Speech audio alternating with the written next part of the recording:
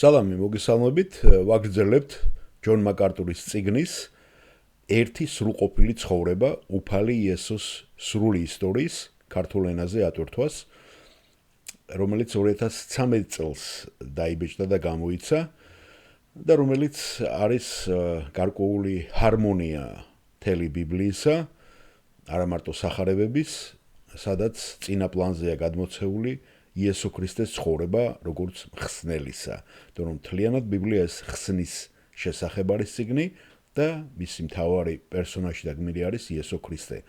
ამიტომ აქ არის მოცემული თანმიმდევრულად თუ როგორი იყო მისი ცხოვრება და რატომ მოვიდა ის ჩვენ სამყაროში. ესე იგი პირველი ნაწილი სათაური იყო უფალი იესო ქრისტეს მოლოდინი.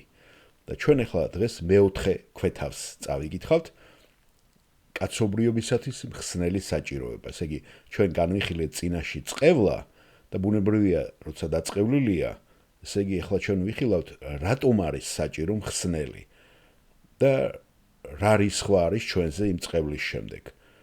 და ამას ისე ბიბლია გვესაუბრება და გველაპარაკება. მთლიანად ძველი და ახალი აღთქმა.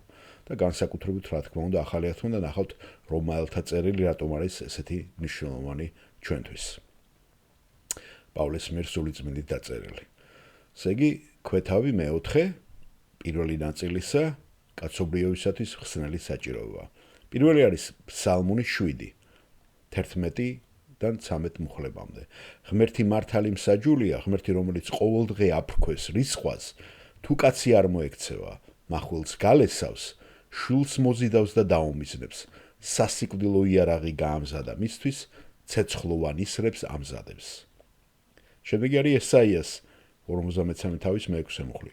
ყველას გზა აგვებნა ცხრებივით, თვითეული ჩვენგანი თავის გზას დაადგა, უფალმა კი მას დააკისრა ყველა ჩვენქაგანის ცოდვა. ლაპარაკია იესო ქრისტეზე, ხო? ესაია 64:5-7. შენ ეგებები მას, ვინც სიხარულით იქ სიმართლეს და ახსოვხარ შენი გზების მეშვეობით. აჰა, ბრისხანდები, რადგან გამუდმებით ცოდავდით. როგორღა გადავრჩებით? უწმინდურივით გავხდით ყველანი და ყოველი ჩვენი მართალი საქმე ბინძური სამოსელივითაა. ფოთოლივით დავჭკნით ყველანი და ქარივით წაგვიღებს ჩვენი უმართლობა. არავინაა შენს სახელს რომ მოუხმობდეს, თავს რომ იფხიზლებდეს, რათა მოგეჭიდოს, რადგან სახე დაგვიმალე და ჩვენსავე უსამართლობას გადაგვეცი. შემდეგ არის ეზეკიელის 18:20. ცოდვილი კაცი კი მოკვდება, ძემ არ უნდა იტვირთოს თავის მამის უმართლობა და მამამ ძისა, მართალზე მისი სიმართლე იქნება და ბოროტზე მისი ბოროტება. რომაელთა წერილის ცნობილი პირველი თავი მე-18 მუხლიდან 21-ის ჩათვლით. ვინაიდან ცხადდება ზეციდან ღმერთის რისხვა ადამიანთა ყოველგვარ უღმრთობასა და უმართლობაზე, უმართლობით რომ აფრკოლებენ ჭეშმარიტებას, იმიტომ რომ ცხადია მათთვის, რაც შეიძლება იცოდენ ღმერთზე, რადგან ღმერთმა განუცხადა მათ. ვინაიდან ქვეყნიერების დასაბამიდან ქმნილებათა განხილვით შეიცნობა უხილავი ღვთისა მისი მარადიული ძალა და ღვთაებრიობა, ასე რომ ვერ გამართლდებიან ისინი, რადგან შეიცნეს ღმერთი და რადიდეს, როგორც ღმერთი, არც მადლობდნენ, არამედ ამაო გახდა მათი გონიერება და დაუბნელდათ უმეცარი გული. რომაელთა მესამე თავი, მე-10 მუხლიდან 23-ის ჩათვლით. როგორც წერია, არავინ არის მართალი, არავინ არ არის გონიერი, არავინ ეძებს ღმერთს, ყველამ გადაუხვია, უსარგებლონი გახდნენ, არ არის სიკეთის ქნელი, არ არის არავინ. მათი ხორხი ღია სამარეა, ენებით ცრუობენ, მათ მაგეებზე ასპიტის გესლია. მათი პირი წყევლით არის და გესლით არის სავსე. მათი ფეხები სწრაფია სისხლის დასაღვრელად, გრევა და უბედურება მათ გზაზე და არ იციან მშვიდობის გზა. ღვთის შიში არ არის მათ თვალწინ, ხოლო ჩვენ ვიცით, რომ რასაც რჯული ამბობს, რჯულის ქვეშ ყოფთათვის ამბობს, რათა დაიხშოს ყოველი ბაგე და მთელი ქვეყნიერება დაექვემდებაროს ღვთის სამშავროს, რადგან რჯულის საქმეებით ვერც ერთი ხორციელი ვერ გამართლება მის წინაშე, ვინაიდან რჯულით შეიცნობა ცოდვა, ხოლო ახლა რჯულის გარეშე გამოჩნდა ღმერთის სიმართლე, რომელზეც მოწმობენ რჯული და წინასწარმეტყველი. ანუ ღმერთის სიმართლე იესო ქრისტეს რწმენის მეშვეობით ყველა მორწმუნისათვის, რადგან არ არსებობს განსხვავება, ვინაიდან ყველამ შესწოდა და მოკლებული არიან ღვთის დიდებას. შემდეგ არის იგივე რომაელთა წერილის მე-5 თავი 12-დან 21-ის ჩათვლით. ამიტომ როგორც ერთი ადამიანის მიერ შემოვიდა ცოდვა ამ ქვეყანად, ხოლო ცოდვის მეშვეობით სიკვდილი, ასევე სიკვდილი გადავიდა ყველა ადამიანში, რადგან ყველამ შესწოდა.